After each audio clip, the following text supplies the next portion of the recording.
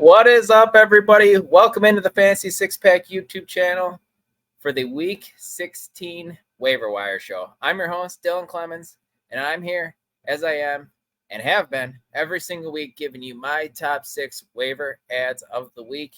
And congratulations, everybody. If you're probably watching this video, you've probably made it to the final 4 of your playoffs because that's where we are in the fantasy season. So congrats on that. And I'm going to do my best to try to help you and give you some plays off the waiver wire that you could use this week. But before I do that, I want to remind you to please hit that like button. Please subscribe to the YouTube channel if you don't already. Hit that bell for notifications so you know when we go live or when another video gets uploaded to the channel. And then head on over to fantasy6pack.net/plans and become a monthly all-access member for just a small fee of $9.99 a month. You get access to our award-winning rankings, access to our draft cheat sheets, and believe it or not, we got fantasy baseball right around the corner.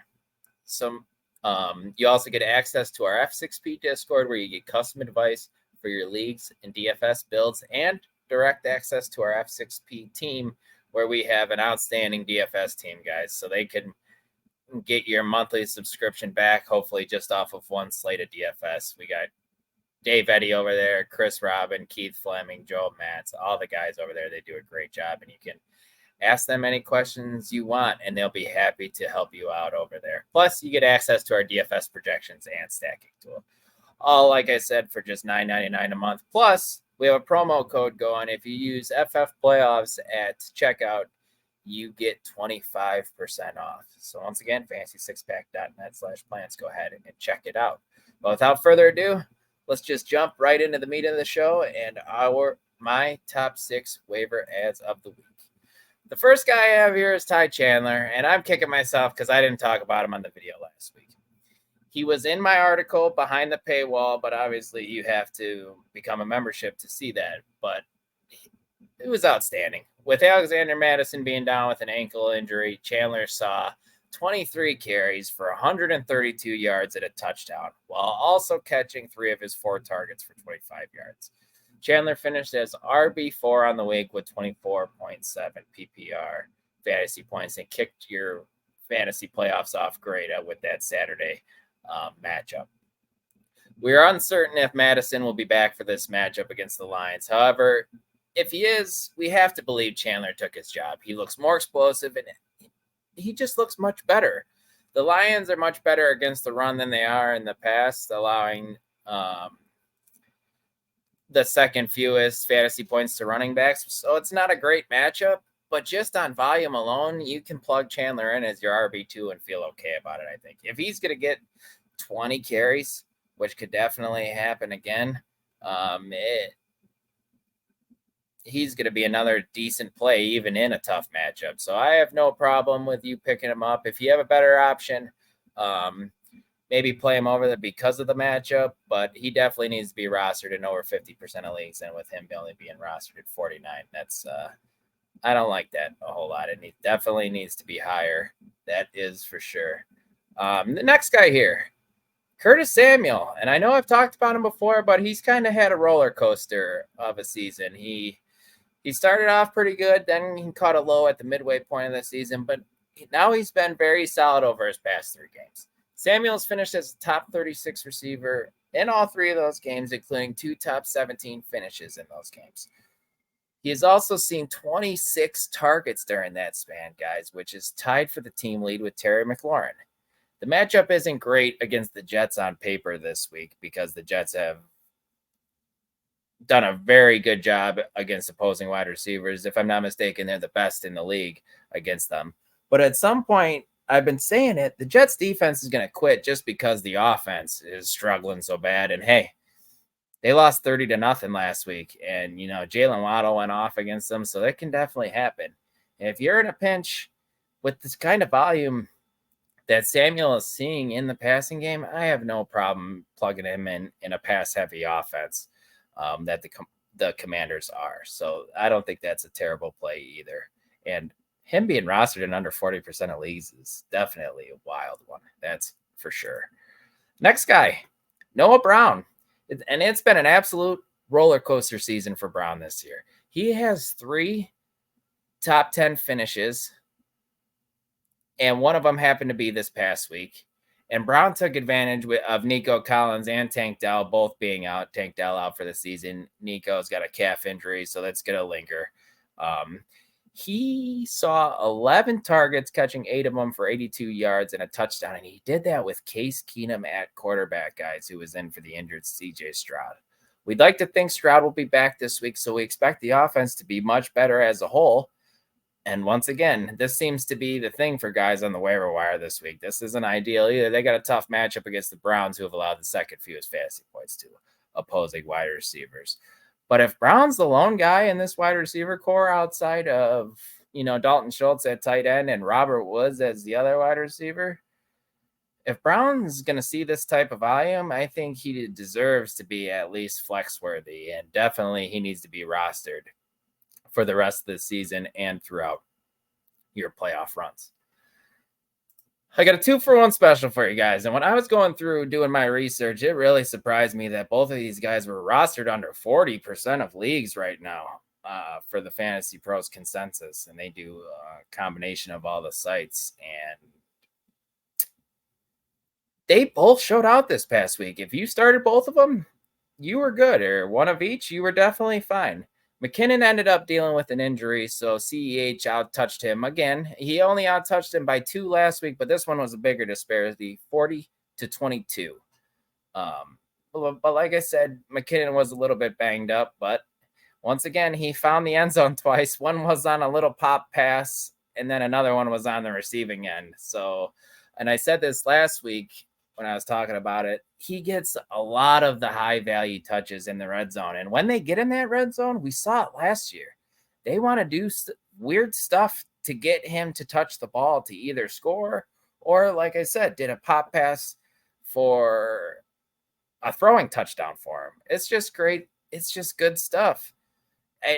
You'll never feel comfortable playing him because he's so touchdown dependent. But the best part is, everybody, he scores touchdowns. So it's not a bad thing. And then you have CEH, who, like I said, got more work.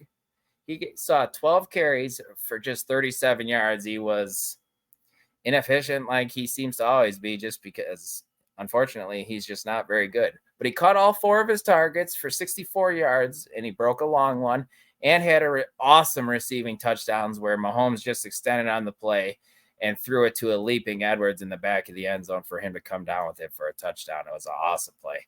Both of these guys finished as top 12 running backs. We don't know if Isaiah Pacheco will be back. They've kind of been quiet about it. But if he's not, once again, you can play both of these running backs. They play the Raiders this week, and the Raiders are pretty decent against the run, but they have allowed 10 touchdowns to running backs this season, which is the 6th most, which bodes well for both Pacheco and especially McKinnon. Go ahead, plug both of these guys in your lineup if Isaiah Pacheco is out, and I think you can feel okay about it. Both of them with a floor, I feel, of like 8 fantasy points, and we've seen McKinnon score 20, and we've seen CH produce 2, so I definitely do not hate it. These next 2 guys, it was real hard for me to decide on what I wanted to do, everybody. But without knowing any more injury news, I'm going to go ahead and put Zamir White on this list. They absolutely routed the Chargers with a 63-21. And Zamir White, honestly, if you played him last week, he helped you feel good right away because with him scoring on the very first possession of the game. He saw 17 carries for 69 yards and a touchdown while also catching all 3 of his targets for 16 yards, finishing as RB11 on the week with 17.5 PPR points. He lost some work to Amir Abdullah in the passing game, which we thought he would, but he still outsnapped him 45-17, which you love to see. Unfortunately, at the point of this taping, we don't know if Josh Jacobs is going to be back. If he sits, I think Zamir White is a plug and play, even in a game against the Chiefs where the matchup isn't great because of the volume that he saw, and they're going to want to grind it out. But if you're the Raiders, you're not really playing for a whole lot right now. Maybe just Antonio Pierce's future, but why would you not want to get a look at a young running back because you already know what Josh Jacobs is. And Jacobs is on a 1-year contract. Why not get another look at Zamir White? And maybe they do. Maybe Josh Jacobs comes back and Zamir White just falls back into backup duty and where we don't see him again. But if he gets the start again and Josh Jacobs doesn't play it, I think Zamir White is definitely worth a look this week against the Chiefs. But definitely needs to be rostered in more than 11% of leagues, which I'm assuming he will be picked up this week after what we saw. And this last guy, and unfortunately before the taping, I had heard that he went down with a hamstring injury, unfortunately, and he is week to week, according to Doug Peterson. But that guy is Zay Jones, and with Christian Kirk out, he has been fantastic, seeing 8 targets in 3 games, and for at least 8 targets in 3 games for a total of 30. He finished as a top 30 wide receiver in 2 of those 3 games as well. And it is an absolute smash matchup against the Tampa Bay Buccaneers. Tampa Bay has allowed the 4th most fantasy points to opposing wide receivers, which I expect Calvin Ridley to go off in this game, and I expected Zay Jones to go off as well, but he might not be available.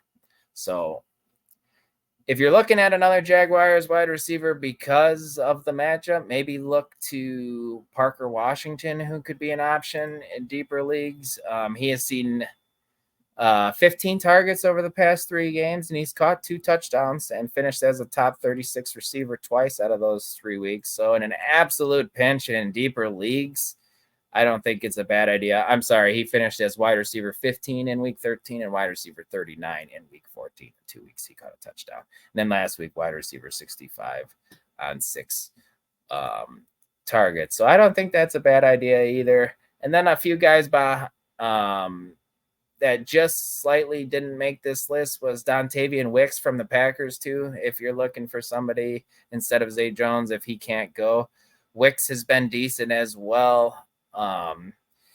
He has seen 13 targets over his past 2 games. Christian Watson's banged up, obviously, and Jaden Reed went down with a toe injury. So Wicks might be a solid option too. So I gave you a freebie, and that was behind the paywall. So everybody, you're welcome with that one. But that pretty much wraps up the Waiver Wire show this week. And I actually gave you 8 guys, so you're welcome. And I appreciate everybody watching the video. Hopefully I've helped you extend your season and help you get to your Final Four in your playoffs. If I did, please hit that like button and please subscribe. Like I said at the top of the show, we really do appreciate it. Head on over to fantasy6pack.net/plans and become an all access member as well with promo code FFPlayoffs to save 25% off for the rest of the season, everybody. But yep, that wraps it up. I will be back in your guys' feed on Friday doing the Week 16 game preview show with Michael Bonney and Mike LaPlante. But until then, I'm Dylan Clemons, and I will talk to you guys Friday. Thanks, everybody.